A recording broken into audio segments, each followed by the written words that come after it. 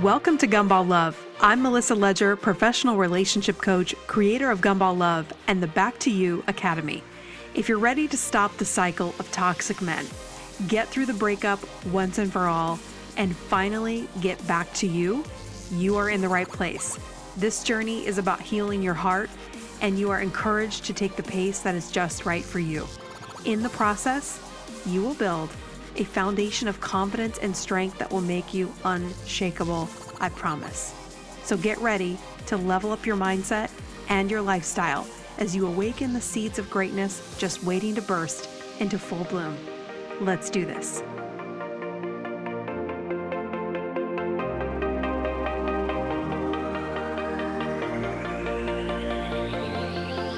Welcome back to another episode of Gumball Love. I'm your host, Melissa Ledger. All right, today I'm going to talk to you about the good, the bad, and the ugly. This is a phase I identified in the very beginning of creating Gumball Love, the entire theory and concept. This was about 10 years ago when I was in my 2-bedroom condo back in Nebraska. I had done a lot of therapy with Dr. Jeff Stormberg, who had walked me through the past, relationships, got me through the heartbreak. And through that process, I had been journaling, I had been researching, I've been reading books, going to the library. I look back at that time and I'm so proud of myself for taking whole weekends just to do research. I really didn't know what I was doing at the time, but I knew I needed to help other women. And even though I felt like I was a mess, I still felt on my heart that I was supposed to help other people get through what I had gone through. And sometimes I realize this when I'm even coaching women they have dreams to do other things. They are in a struggle themselves and they have that same feeling. Like, even though I'm struggling through this, I feel like I'm supposed to help other people that will struggle through this. And sometimes we doubt ourselves in that process because we have imposter syndrome. We feel like, well, how can I help somebody else if I'm still struggling? But it's exactly the opposite, because the only people you can help are the ones you understand the struggle, and you don't understand the struggle unless you've gone through it. And so I believe God puts on your heart sometimes that you are supposed to help people. And if you get that message in the middle of the struggle, start to take notes. And that's exactly what I did. I started taking notes and I started writing. And in the process of writing, I was like, okay, I feel like I'm coming up with something. I feel like this is going to be big. I started using this term gumball and gumball guy. And then I did this scary thing. I went to my therapist because I need an expert. I need somebody to help me flush out this stuff. Like, family and friends were great, but I wanted somebody that was educated. And I thought, man, who can I find that would have the experience? And then I was like, my own therapist who has 25 years. He's a PhD. He's the guy. Which was great because I loved talking to him, but I was getting to a point where I loved therapy so much, but I was running out of things to talk about because we really had come so far in so many areas, and I just needed to live life, and I didn't really need as much therapy. But now I was like, okay, this is my excuse to go hang out with Dr. Stormberg. I'm going to tell him. So it was so funny. I was afraid to tell him that I was developing this relationship concept kind of behind the scenes. So I came clean. And I basically kind of pitched him Gumball Love and sat there and waited like, oh my God, what is he going to say? Is he going to think I'm totally, because he would have told me, Melissa, no, this is not a thing. But the opposite happened. And he was like, yeah, you are onto something. And then he referenced a client and he said, actually, I have a client who I think is dating this gumball guy. And right then it was like, oh my gosh, this really is something. So I spent money with him like I was going to therapy, and I used my therapy sessions, thousands of dollars over, I don't even remember how long, of each time I would come back and say, okay, this is basically there are, I want to say about 12 core principles, but this is changing because as I have created the online academy, now I have case studies. You might be one of the case studies where you started with me, you were in a relationship, maybe you were in a marriage, you got divorced, you moved on, you found the real love that you had always been looking for. And those are the stories that I didn't have back then. And so I wrote a manuscript, but all the manuscript was basically the bones of the concept without your stories. And so I always thought, am I procrastinating on this book? Which, I am a huge procrastinator, a perfectionist. Basically, perfectionism is a procrastinator in hiding, right? So, however, I always knew what the book was missing. And now I get it. The book was missing your stories. And so now I've collected many of those stories. And so it is time to lay out the book again. And so I'm sharing a little piece or a chapter today of that book. And we're going all the way back to the very beginning. And a cycle, I realized that a cycle within the whole relationship that would repeat itself. And I didn't understand in the moment what was going on until I started laying this out. And I call it the good, bad, and ugly phase because I would realize at the end of a relationship, which I wouldn't think it was the end, I would just think we were fighting, but I would get to a point I shouldn't say at the end, I would get to a point where I would be discouraged, so discouraged. I would be, how you're just trying so hard. And then finally, you just freaking lose your energy. You're just like, I can't even do this today. And then in that moment or that day, all of a sudden you realize, oh, he's reacting. What's going on? Like he starts getting worried, or that guy from the beginning makes a reappearance. And you're like, oh, so the second I'm ready to give up, all of a sudden you come back and you're now Mr. Romance, right?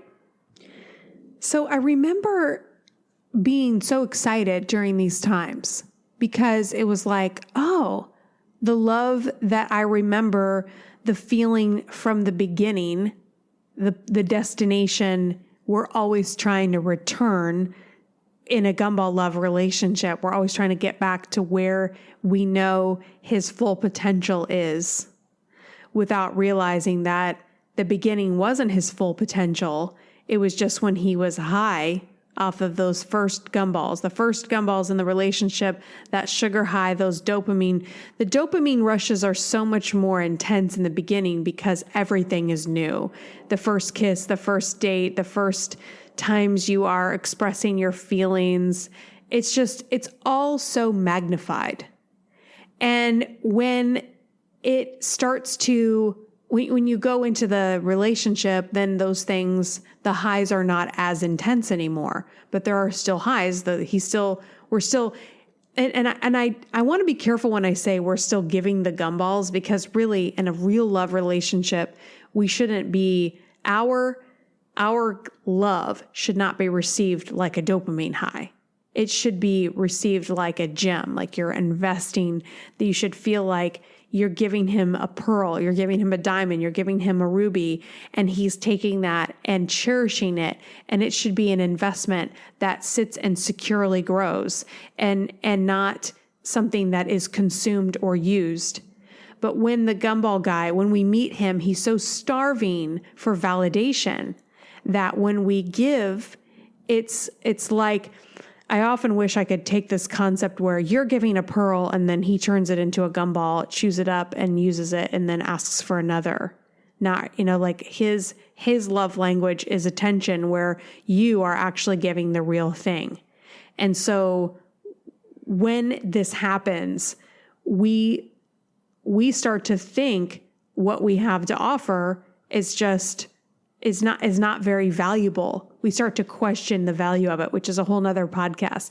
But if you're a if you were a brand expert and somehow I could make that my brand, I would be so grateful, but I don't want to cloud this concept because the gumball love, this kind of relationship exists because he gets high off of the dopamine. He gets high off of that validation fix, the attention, the rush of him feeling good about himself for a period of time. And when that wears off, you're always trying to manufacture the next thing.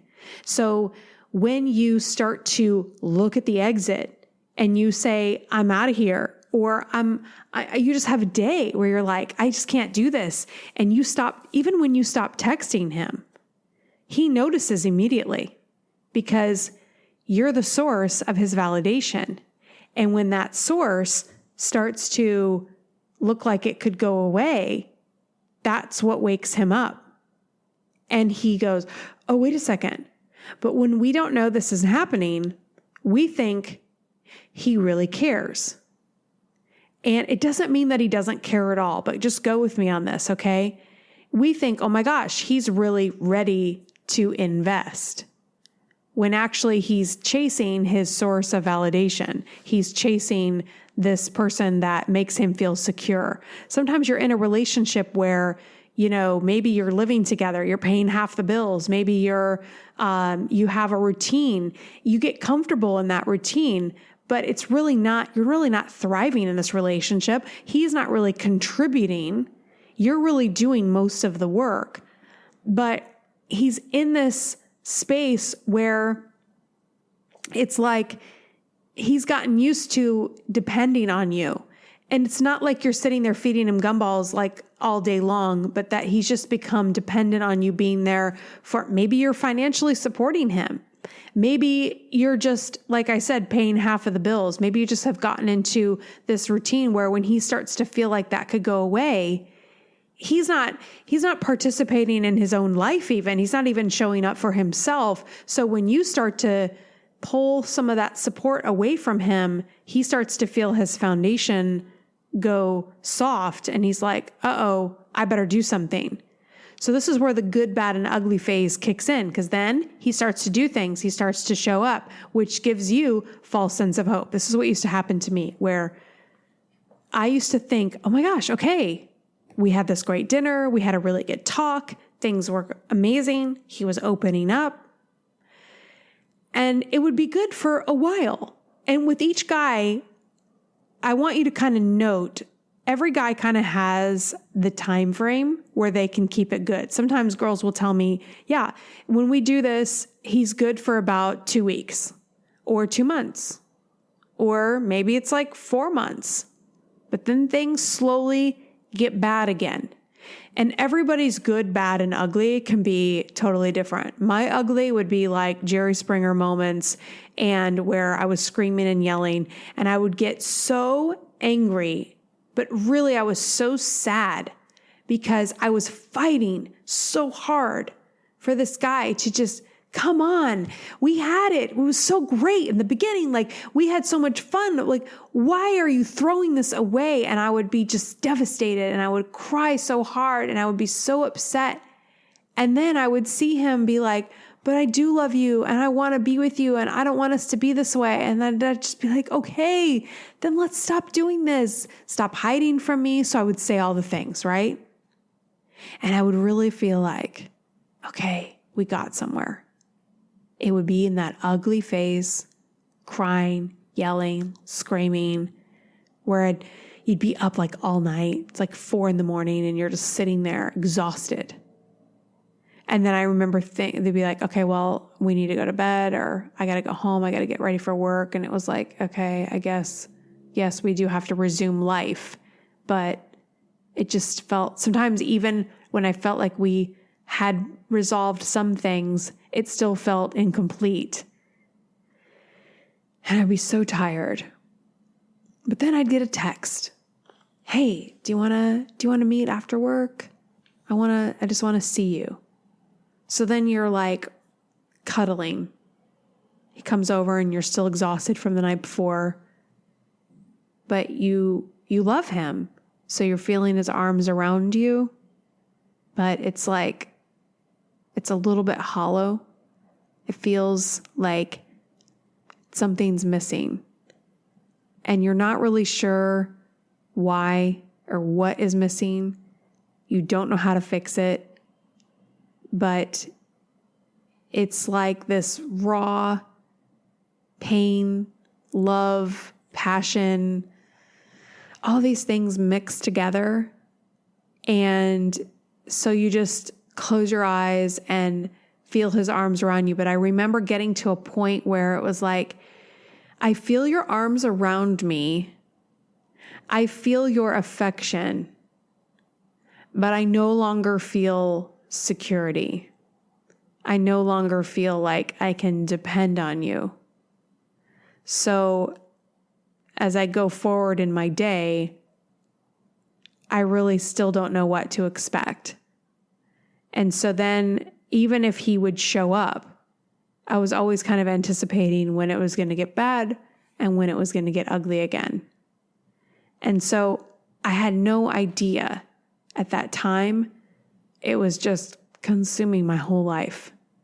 I was just never able to thrive in my own life.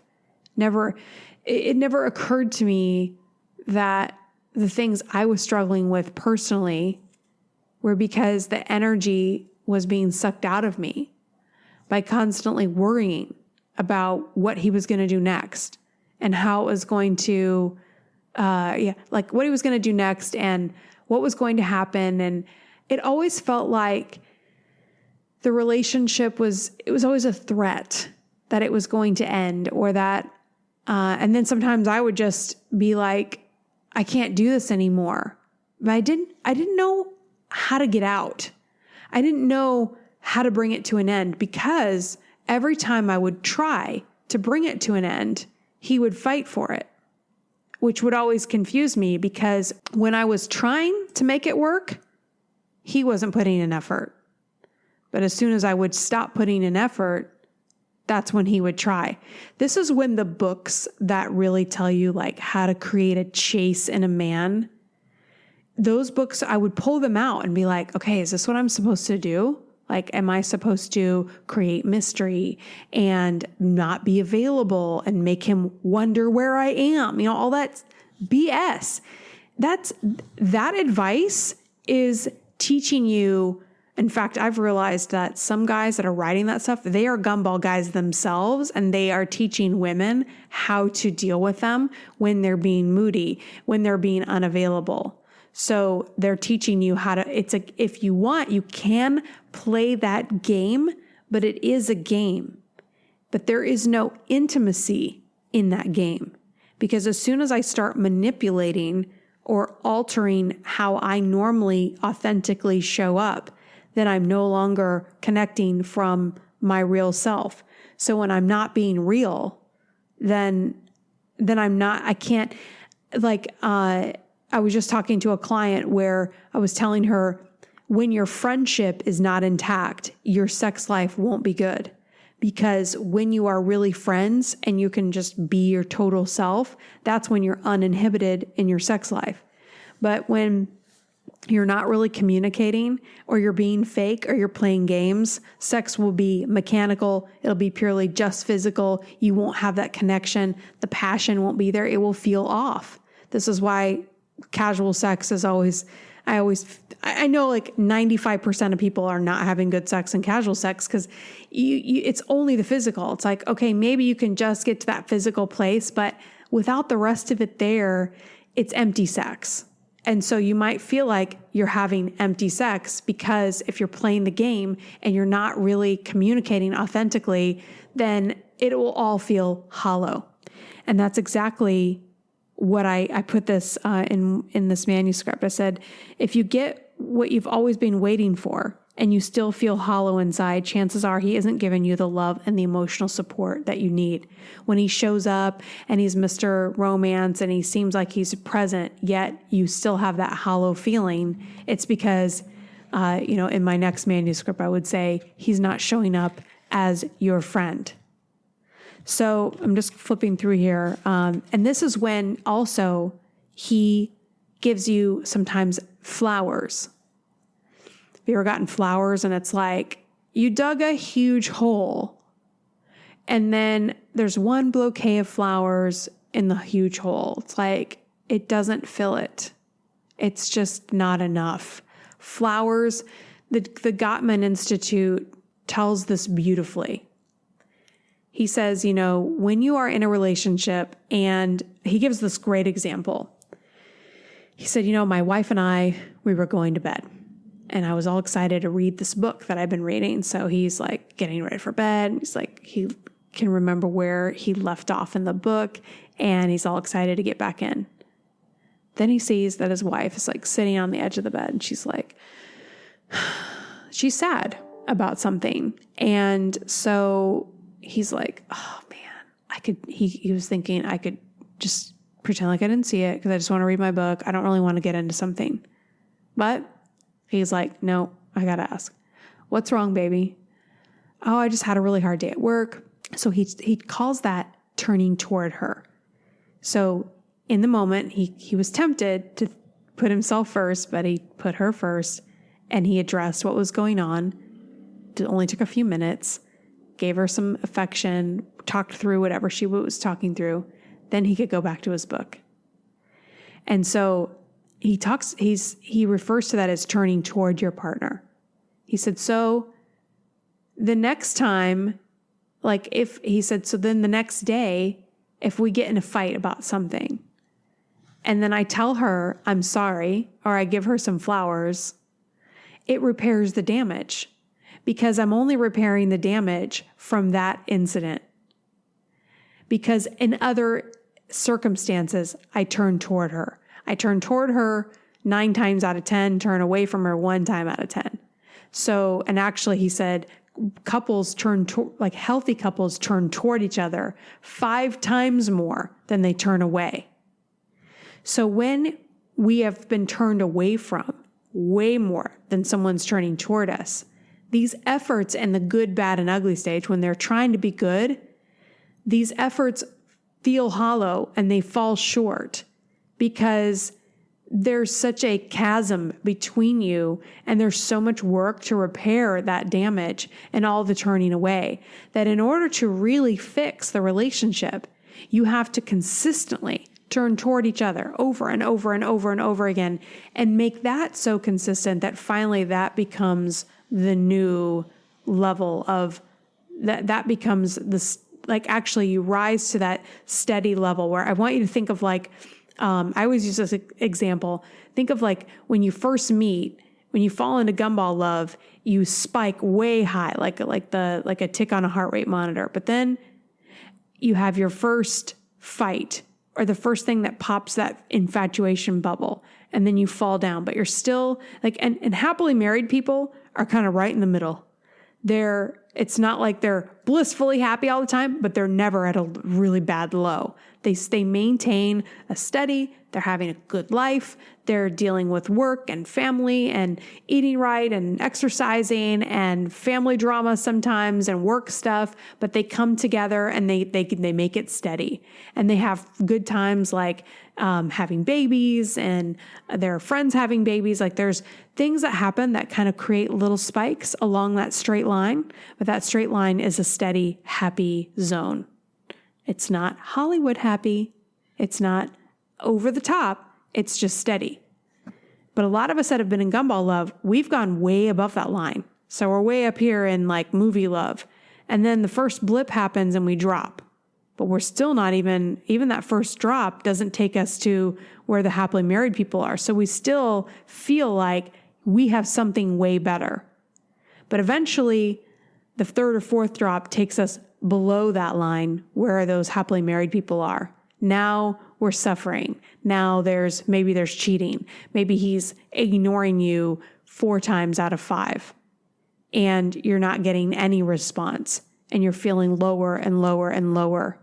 So then when he comes back and he does something good, it spikes, but you're still below that happiness line where those happily married couples are.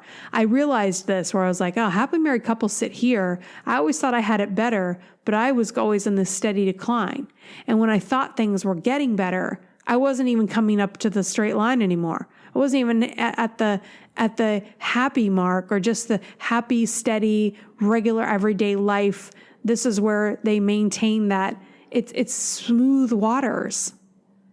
But I didn't really even understand how to recognize smooth waters. So this good, bad, and ugly, up, down, up, down, up, down, I was always thinking when we were in this good phase where things seemed much better, we weren't fighting, or we were reviving that excitement. A lot of times all it was another intensity bubble. Yes, things are intense because you just had a really dramatic fight. But fights are intense. So now you're sitting there at 3 a.m. and that's a high. Even though it's not the infatuation bubble, it's still a high in that it was intense and there was anger and there's high emotion. So this can be an addictive cycle or this is just what we repeat. I used to repeat this over and over again. Get in a fight, act like we're breaking up. It's super dramatic. I'm leaving. We wouldn't talk for like a day. And then all of a sudden, hey, I miss you. I just want to see you. I'm sorry. Then you're back together. Then you're hugging. And then it feels so good because you're like, oh my gosh, I do love you. And yes, you love them. But the way that interaction of good, bad, and ugly and that whole hot mess is not what love does. So you might feel love for them, but loving each other doesn't look like that. This is a hard realization I had to realize. Like, oh, so real love doesn't look like what we're doing at all. But this is the good, bad, and ugly cycle that we get into because we are trying so hard to get back to where it was. We're trying to get back to infatuation, but you cannot maintain that level. And you're trying to get back to where it was all so wonderful and so perfect and so loving. But actually, you're just trying to get him there. You have to get him high again. So either by negative or positive. So sometimes to get him to react in that intense way, you have to be leaving. You have to create drama, which then sparks his reaction, which then brings out romance or anger, but it always lands somewhere where you're reconnecting. So even if like we had had a big fight, at least he was there. And sometimes you have intense sex in these moments and it feels like it's passionate, but the energy is coming from a negative place, but you're so emotional and you're so sad and frustrated and you love him so much and you want him to be XYZ and he's not. And so it's like the toxic breakup sex that isn't really, it doesn't feel super loving yet. You know how it is. It almost feels like you're in that moment, you're trying so hard to grasp something or grab onto something that's like, come on, there's something here. Isn't there? You know, and this is where it gets like kind of messy because you're like, I know I can look back at all the gumball guys I dated and I can see what I was seeing in them. But now when I look back, I realize there was no way they could show up and be that steady line of smooth waters consistently. That man that I needed to show up as a husband was never going to be there because, and actually I wouldn't have been able to show up like that as a wife back then because I hadn't done therapy. I hadn't worked through what I needed to work through. And so we were both this toxic hot mess. This is why it's so important to do the work on yourself so that you are looking for the steady line and the smooth waters, and you're not looking for the intense high and the rush. Because when we're looking for the intensity, we're just repeating the same thing over and over again. This is why I encourage you to stay off dating apps for a while so that you can readjust your appetite for a healthy man instead of being lonely. When we're lonely, we tend to crave the love, and when we're lonely, we will crave romance. And romance is not how a healthy man will show up. He's not going to romance you to death. He will want to spend time with you, and he will want to have experiences with you, but it's not going to look like a gumball guy looks. And so part of working with me is to help you see when you have a gumball guy and when you have a real guy. And sometimes when you're in the transition, the real guy, the guy that's actually going to love you forever, will seem boring to you. So we have to work on, okay, this good, bad, and ugly stuff, all this drama, all this up and down is not what it looks like in the real thing.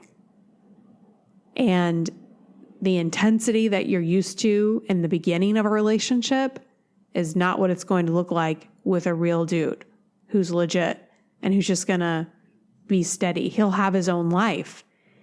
And for a lot of women, this is an adjustment because sometimes you're still dating a gumball guy and you're being ignored. And then you're like, oh, but he's, I remember dating the quiet guy thinking, okay, well, he's quiet, so he must be a nice guy. No, was still a gumball guy, was still being inconsistent, was still ignoring and then coming back. But I didn't understand. I was still not able to clearly see the signs, and it took a while. So this is why I encourage you to do the academy so that you can learn this stuff and have a support system to be like, okay, I went on this date and this is what happened. And is this a gumball guy or what do I have here? And really fine tune your skills, because once you have it, you will have it. And I picture having an army of gumball love relationship coaches, because once you understand this concept and you're able to really see this type of guy, you'll see him on date 1, date 2, date 3. I mean, it won't take you very long. And so this is what I want you to be able to iron out so that you're never going through this up and down phase. So if you're in this phase right now, man, it's so hard. I know how hard this is, and it may not be as dramatic as I'm describing here. Keep in mind, I'm trying to talk to all of you at one time. But sometimes the good, bad, and ugly is just, well, we went to dinner and it was nice, but then he was focused on, his fantasy sports league, and that's all he does is work, does his sports gambling all the time. Or he'll have some other fixation. Maybe it's porn. Maybe it's video games. Maybe it's, hanging out at the bar. Whatever, but there's something he does instead of being with you, because being with you means these guys that are not showing up for us are not showing up for themselves. And so they have little retreats, places that they can hide. And sometimes they hide with other women. They cheat because they're trying to escape themselves. So even when he's trying to work on the relationship with you, he'll go hang out with some other girl because she doesn't know him. She doesn't know his issues. She doesn't have any expectations. She's just having a romantic night with him. And he can ride that high for a while, but then he'll come back to you. He comes back to you because you're safe, you're secure, he knows you, and he loves you in his own way, yet he's still not showing up for himself. He's still numbing and soothing himself with other gumballs. So sometimes that other gumball is another girl. Sometimes he's just texting her on Snapchat or Facebook Messenger or WhatsApp or whatever he's using. Sometimes these are just stupid conversations, and you'll see the conversation. You'll be like, oh my gosh, he's having this really sexual conversation with this other girl. And sometimes that does lead to having a whole other relationship because he's escaping the responsibility from the one that you are having. And he goes and has this frivolous one with her. And it's also a backup in case you reject him, because he's not willing to face himself and show up for himself. So his life is all of these little escapes to different things. And you're always trying to get him to, come on, let's work on this. Then you get discouraged. You decide to leave. Maybe you just leave emotionally. You stop responding to texts. Then he pursues. Then it gets dramatic. Then you have your romantic, intense fighting / romance / breakup sex. And then you just stay in this. Do you see how it's just this toxic cycle that just can repeat itself because we're not addressing the real issues and we're not really showing up for each other. We're not really loving each other. We're just doing this toxic gumball love, good, bad, ugly, good, bad, ugly. So it reminds me of the Grey's Anatomy, and the merry-go-round just keeps on turning. Sometimes you just got to get off. And because it's just going to keep, sometimes we have to realize that is what that relationship is going to be. It can't get out of that. And that sucks. However, if you're past that relationship, this is what is so nourishing to my soul, is I can look back now, because I used to just overanalyze every relationship. Like, well, why didn't that one work? Well, why didn't this one work? And now I can see, we were in that cycle and we were never going to get out. And I can look back further in the past and go, yeah, I was not emotionally ready for that relationship. I can look back at guys that weren't necessarily gumball guys, but realize I was just not even mature enough for it. And who knows, I don't know if any of those relationships would have manifested or not. And you know what? We cannot beat ourselves up. We are where we are. As Maya Angelou says, when we know better, we do better. So wherever you are, you just have to move forward from here. We cannot go back and fix the past, but we can move forward. And so look, what I've done, I want you to try to do something similar. Let's take what you've learned and make something beautiful out of it. I took all of those messy relationships, developed this concept, and now I'm able to help people based on all of the messes. All those good, bad, and ugly experiences that I had, I'm now able to teach. And when I coach you, you can tell me whatever Jerry Springer moment you've had. I get it. I understand where you are, and I understand how to get out of that, because I did it. I did it the hard way. And I did it the wrong way until I finally figured out how to do it in a healthy way and how to access the right information and the right advice, like the Gottman Institute. My gosh, understanding the real dynamics of a healthy relationship versus following one dude with one concept and telling us how all men think. It's ridiculous. So I will never tell you how all men think or how all women think, because each dynamic is differently. My message is about showing up authentically yourself and knowing that that's enough. And if you meet somebody who you have to jump through hoops or you have to change who you are, that will immediately affect your ability to have intimacy. Just think of it this way. Can you have a relationship with your girlfriend if you show up fake or you play games with her? You would never think to play games with your girlfriend or do weird things to manipulate her into liking you or doing things for you. You would feel like a creep, because you would be, right? We don't do this to our friends. And you know what? Happily married couples do not do this to their significant other. There are no games. You cannot manipulate. Whenever you see advice that's teaching you how to manipulate someone to do something that they aren't doing on their own, then you have to know that even though that tactic might work temporarily, you're still not going to get the long-term result. And the long-term result is you want authentic love that comes to you without any manipulation, without you having to control it. Because if you have to control it, that would be exhausting, right? I mean, it's exhausting the reason you're exhausted in these other relationships is because you're doing all of the work too. So in the good, bad, and ugly phase, a lot of times you're doing all the work for him and you're doing your work. And so you just keep showing up as you're basically doing the work of two people. And all the while you have this goal of getting it back to that destination, which is where things were so great in the beginning.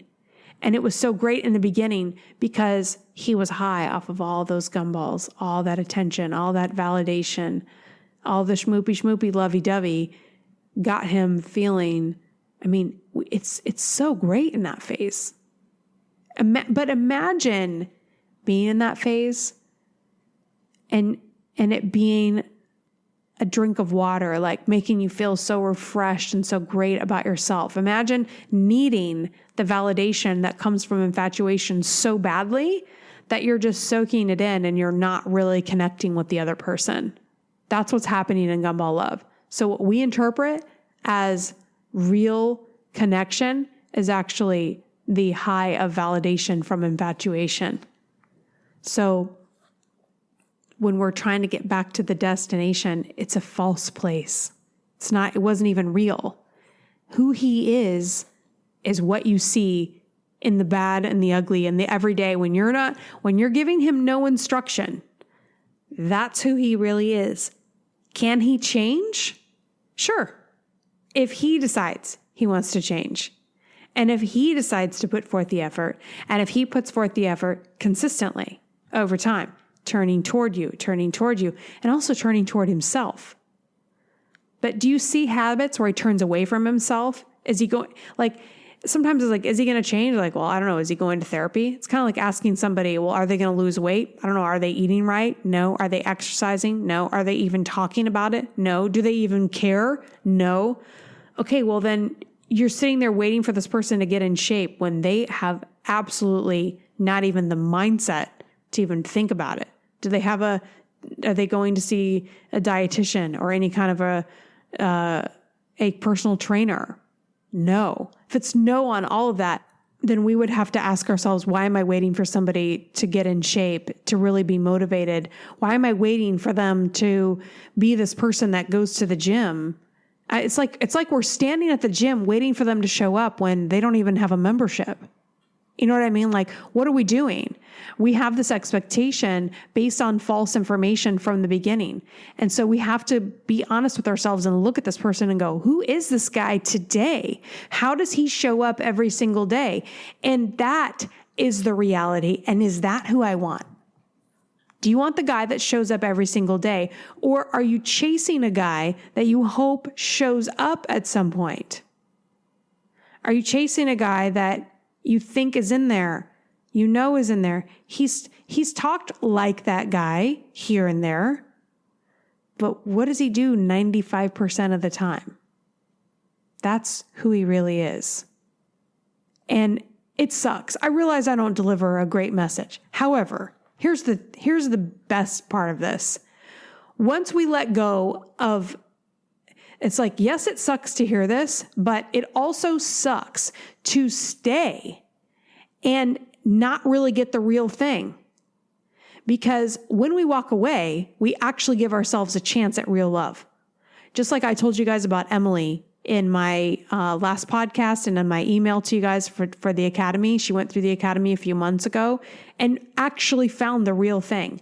And the real thing is so incredible that it's shocking to her. Like, oh my gosh, he's not like, laying out the red carpet and over romancing her in a way that we would think like Hollywood would do it. But he shows up for her when she's not feeling well. He helps her with her mom. He helps her with her dog. He's there for her in the everyday life stuff consistently. And she's kind of shocked by it. Like, okay, this has been going on for months and he just keeps doing it. It's like, it's weird to her because the real thing is so nourishing. It's steady. It's comforting. It's secure. And from that place, it's calm waters. And all of a sudden she's slowly like, I picture her kind of like in a canoe where she's been sort of rocking the boat, waiting for waves. And I've been telling her, Emily, you're the one rocking. There's no waves in here. And then now she's like stopping and she's realizing, oh, there are no waves. The water is still. I'm the one that's anxious. I'm the one that's waiting for something bad to happen, but it's not happening. I'm really, actually just loved for me. Because I was sitting across from her, like I told you guys before, and I was like, you are so lovable. You are such a beautiful soul. Gosh, I have amazing clients. Like literally they show up and I'm just like, you're so beautiful. I can just see.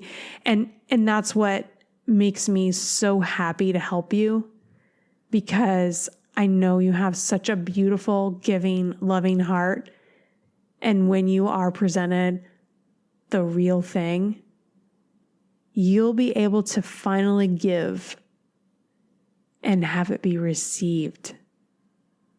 He receives her love and she's receiving his.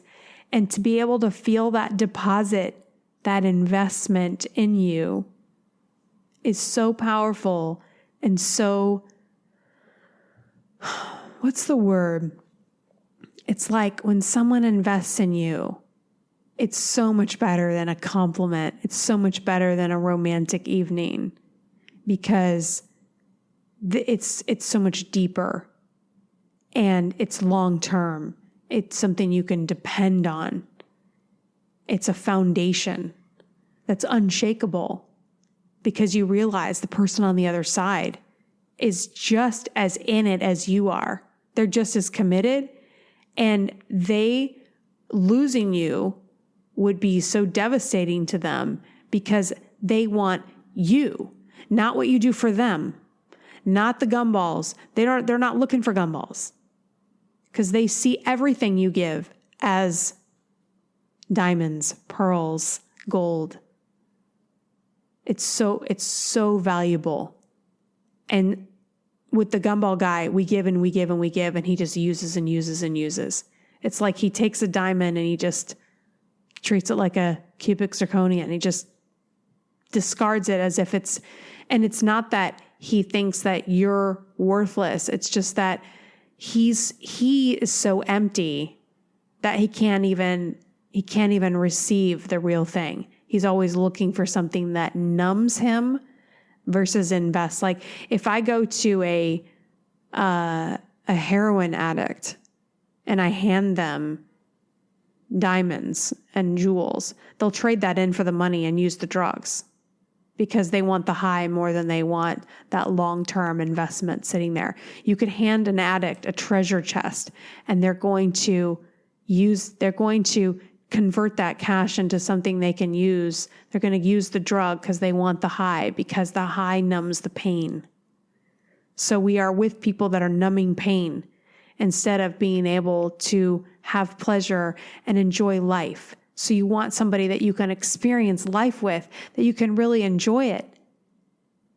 And so sometimes we have to spend time alone healing from this. We have to spend time alone establishing our own life, getting things back on track, building a new foundation underneath us. So in a lot of ways, you're departing from those choppy waters and you're moving into your own smooth waters, because you're looking for somebody that hangs out in this nice calm pond area where the swans are swimming and it's like, ooh, okay. You know, like have you ever been on a ocean boat ride where you kind of go into a lagoon and it's calm in there? And it's like, oh, this is great. There's a place at the Hilton Hawaiian Village in Waikiki where if you're on Waikiki Beach and then you walk into Hilton Hawaiian Village, there's this part where all the water is calm, so you can lay by the beach and the waves are not crashing. It's just still. And you can just enjoy the beach without all the drama of the ocean, the crash. You know, you can just walk into the water and it's smooth.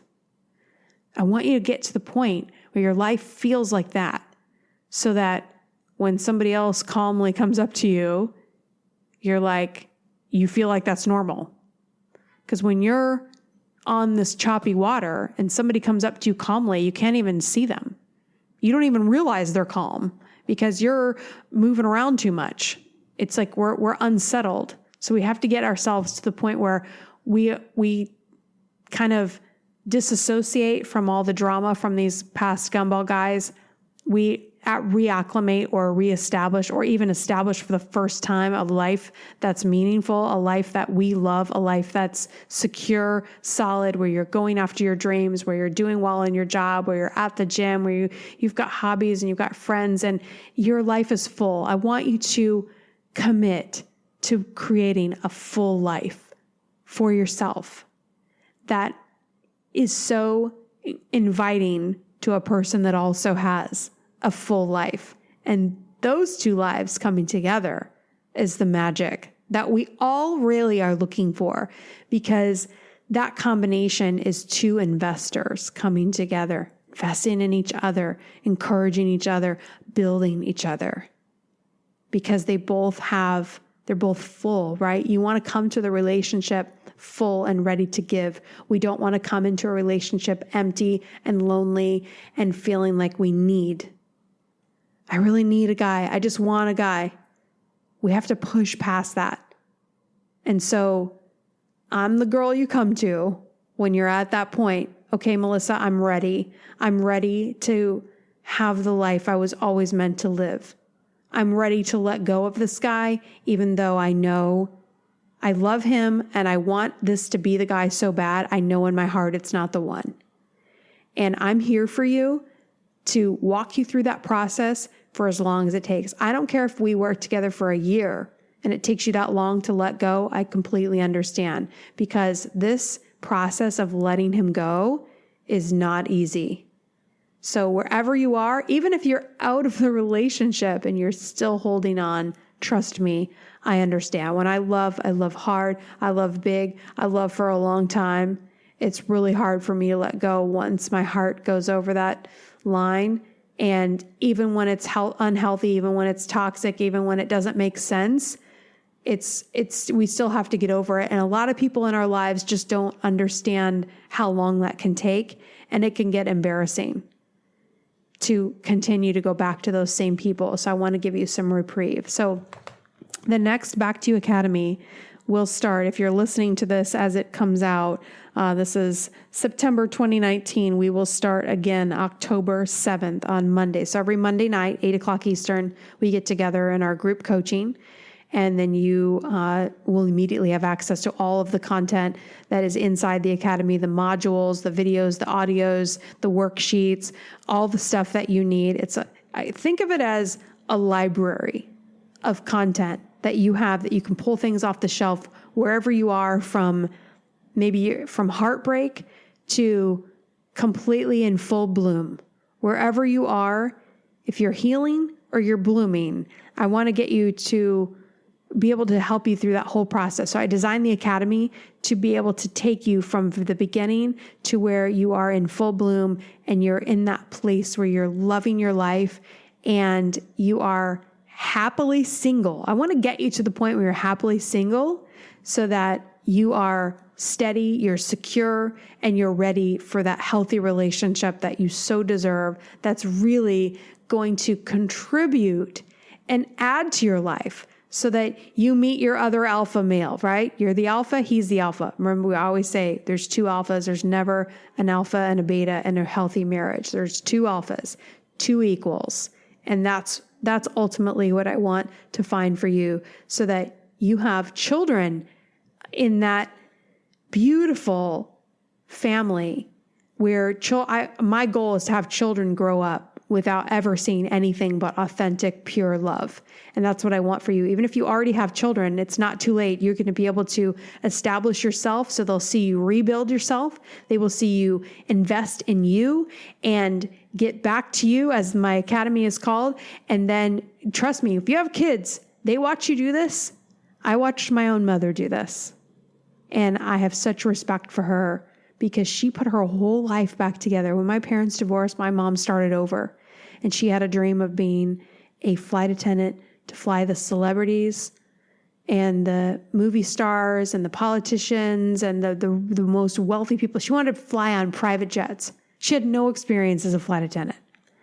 And she would send in application after application after application. She invested in herself. She was working out. She was at the gym. She was working part-time jobs.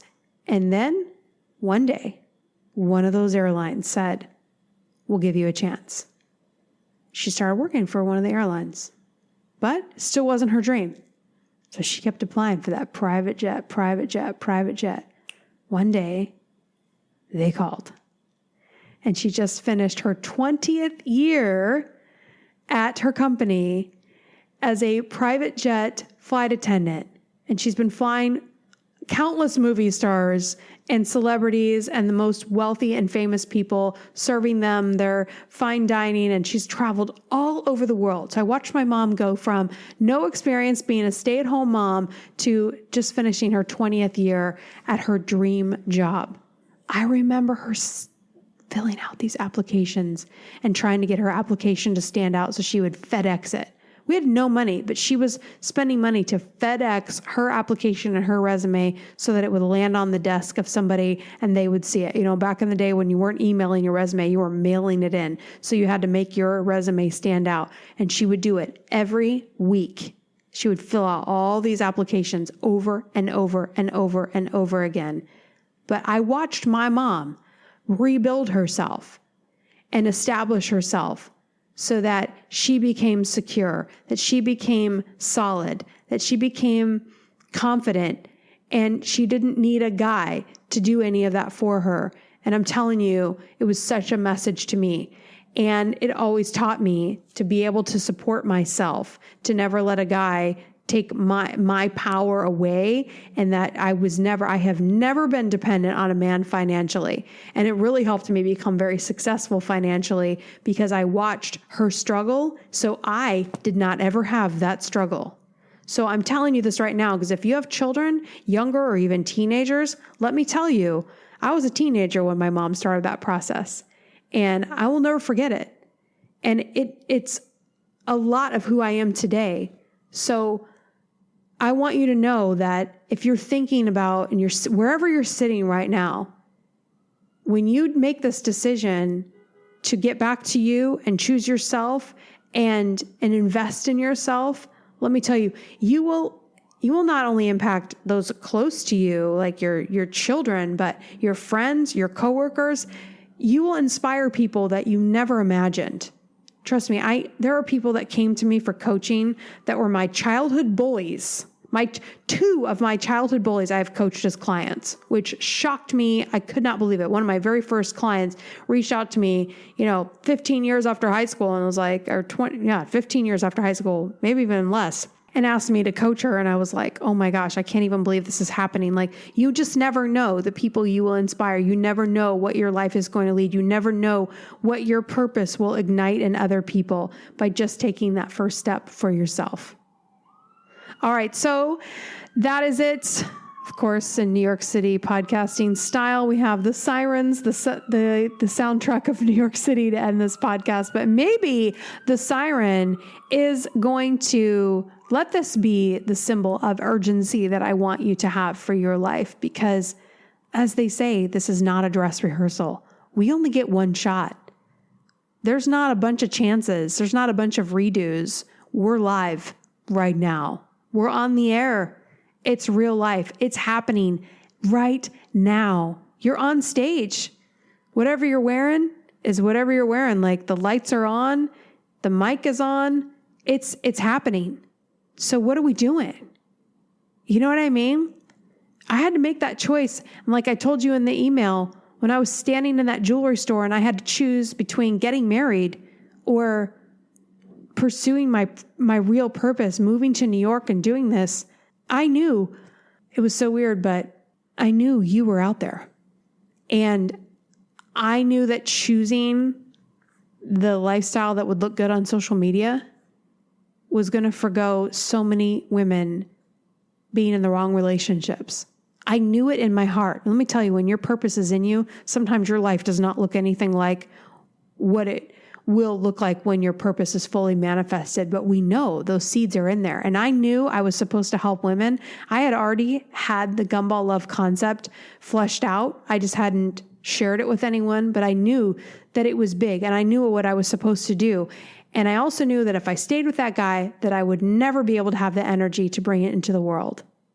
And so I had to choose my purpose over a ring and a marriage that I would probably be divorced anyway. But I was trying to rush the timeline. I was trying to force something to happen in a timeline that was not the right one for me. And so I had to make a choice to go the other way. And oh my gosh, am I so glad I did. Not only because my life is so much happier, but when I look at the clients that have ended their toxic marriages, toxic relationships, girls that just listen to a podcast and go, he's a gumball guy. And they text me like 6 months later, Melissa, I listened to your podcast 6 months later and I broke up with this guy and I found this amazing man and he's so great. Thank you so much for all you do. I'm just like, wow, I don't even know what's going on with so many people out there. You might be listening to this podcast and you never message me, which you should be messaging me as I want to know about you. But even if you don't, like, girls are doing stuff, they're breaking up, they're finding love because I showed up, right? And I'm going to keep showing up for that reason. Because you are important. So I choose you. I just told my private group in the academy, right now, I am not dating. It's because it's not my priority. And I just looked at all the girls in the group. I'm like, you're my priority right now. Right now, it doesn't feel like I should be out there dating. This is what I feel like I should be doing right now. And if I were to, but people would be like, but Melissa, you got to get married. Like, why? Because of timelines? Like, I don't feel like I need to do that, but I could get influenced by other people and think that I'm supposed to be doing this when I, in my gut, don't feel like it should be a priority right now. So we have to follow that and we have to honor what our gut instinct, we have to honor what our heart wants and what we really are put on this earth to do. Because it is so short, you guys. Life goes by so fast. So I hope this helped you. I hope it inspires you. I hope to see you in the next Back to You Academy. I hope that you'd make this decision to just join us. I'm going to post some of the comments in the group. And let me see if I can find my phone really quick. One of the girls, I need to get better at posting these screenshots, but she said she had actually done 6 sessions with me privately.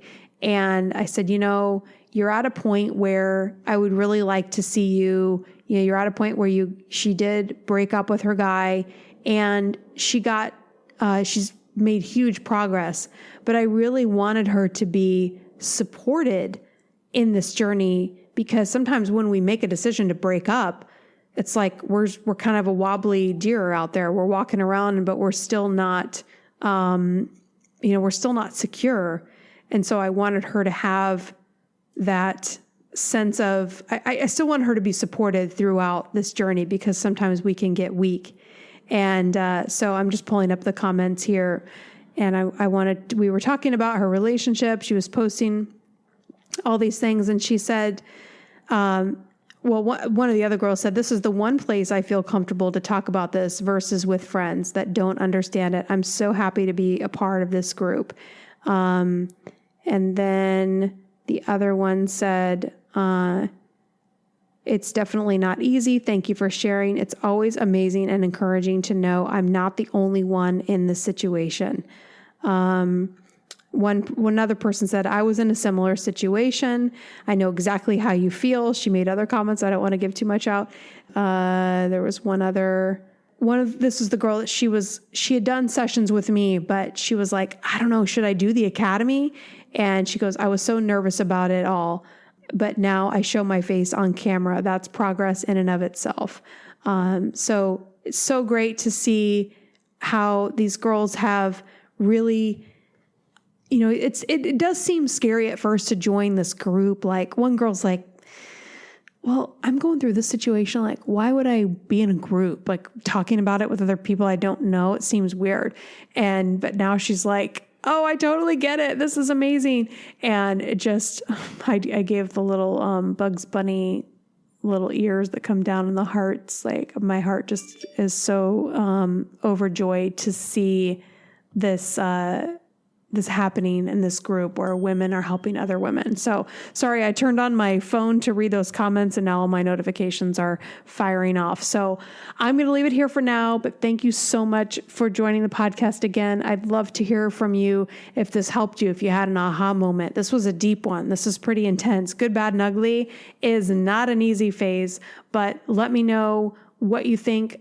If you're in this situation, if you have more questions, I'd love to hear from you. And also, if you can, leave a review. If you have not left a review and you've been listening to this podcast, shame on you. No, I'm just kidding, but it does really help. So if you can leave a review, I would really appreciate it. All right, until next time, I'll see you soon. Thank you so much for listening. If you want more information or to schedule a private coaching session, or better yet, to join the next Back to You Academy, go to gumballlove.com. If you loved this podcast, I would love for you to share it with your friends. And if you really loved it, a 5-star review is the best compliment you can give. Remember, you are enough, you are right where you should be, and the only thing you have to do is keep going. I'll leave you with my favorite quote by Henry David Thoreau. Go confidently in the direction of your dreams and live the life you have imagined. Until next time, I'll see you soon.